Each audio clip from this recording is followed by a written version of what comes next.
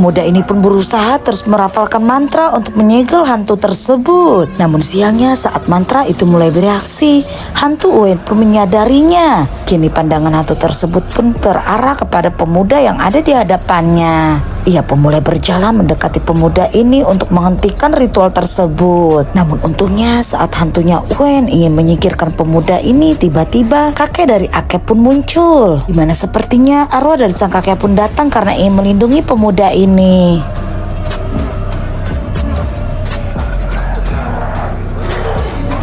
Namun sialnya saat arwah sang kakek mulai melumpuhkan hantu tersebut, ternyata hantu itu pun mulai bangkit kembali. Nah kini tubuh dari hantu itu pun mulai bangkit kembali dari kuburnya.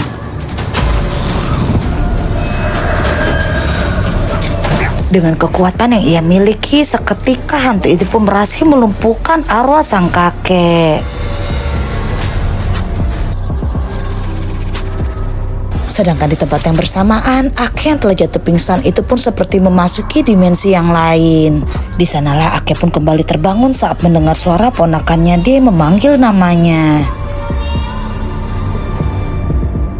Namun rupanya saat pemuda ini mulai bangkit kembali, ia pun telah menemukan yang lain dalam keadaan yang terluka. Namun sialnya saat pemuda ini baru saja akan bangkit, tiba-tiba menggunakan kekuatannya, hantu itu pun mulai menjat mereka menggunakan rambutnya yang panjang. Saat akan menyelamatkan Kritia, pemuda ini pun mengalami nasib yang sama seperti Ake yang alami. Mereka berdua pun mulai diserang kembali oleh hantu tersebut.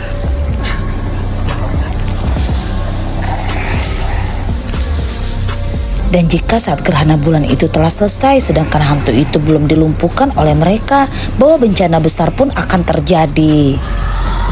Namun rupanya anak buah dari Kritia pun mendatangi mereka kembali sambil membawa seorang dukun. Saat ia memandangi dukun tersebut, hantu Uwen pun teringat kembali kenangan dirinya bersama sang kakek yang jahat sewaktu ia masih hidup. Mana ternyata dahulu kesuciannya pun telah direnggut oleh kakeknya sendiri. Rupanya sang ibu yang ingin melindungi dirinya pun harus tewas di malam itu juga karena membela kehormatannya.